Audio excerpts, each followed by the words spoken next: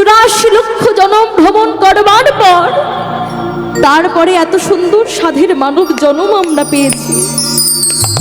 শাস্ত্রে বললেন, স্থাবর বিংশতি লক্ষঞ্চ নবলক্ষঞ্চ জলচরা, ত্রিমিনাং রুদ্র লক্ষঞ্চ দশ লক্ষঞ্চ অন্ডজা, পশুনাং 30 লক্ষঞ্চ আর চতুর্লক্ষঞ্চ মানবা।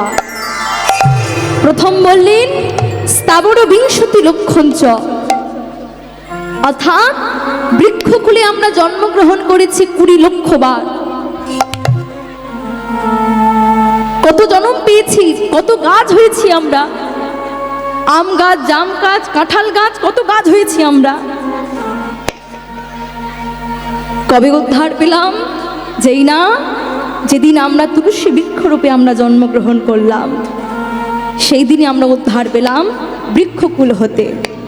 আর কি বল, তারপর বললেন স্থাবর বিংশতি লক্ষঞ্চ নবলক্ষঞ্চ জলচরা, অর্থাৎ 9 লক্ষ বার আমরা জলের প্রাণী হয়ে জন্মগ্রহণ করেছি। আর নবলক্ষঞ্চ জলচরা, ত্রিমিনাং রুদ্র লক্ষঞ্চ, অর্থাৎ কীটকুলে জন্মগ্রহণ করেছি 11 লক্ষ বার। 11 লক্ষ বার জন্মগ্রহণ করেছি কীটকুলে। আর 10 লক্ষঞ্চ অন্ডজা।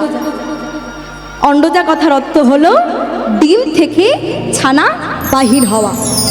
হ্যাঁ, তার মানে সাপ, পাখি ইত্যাদি হয়ে জন্মগ্রহণ করেছি আমরা 10 লক্ষ বার। আর পশুনাং 30 লক্ষঞ্চ, পশুকুলে জন্মগ্রহণ করেছি আমরা 30 লক্ষ বার। আর চতুর্লক্ষঞ্চ মানবা, অর্থাৎ 4 লক্ষ বার আমরা এই মানবকুলে জন্মগ্রহণ করেছি। তাহলে এত ভ্রমণ করেছি আমরা, 84 লক্ষ জনম ভ্রমণ করবার পর এত সুন্দর সাধের মানব জনম।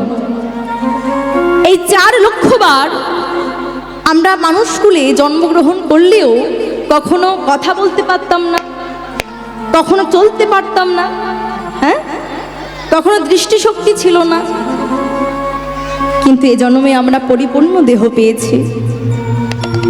তাই বললেন, হে কলিহত জীব, তোমরা এমনভাবে অমূল্য সময়টাকে হেলায় হারিও না, সংসার করো।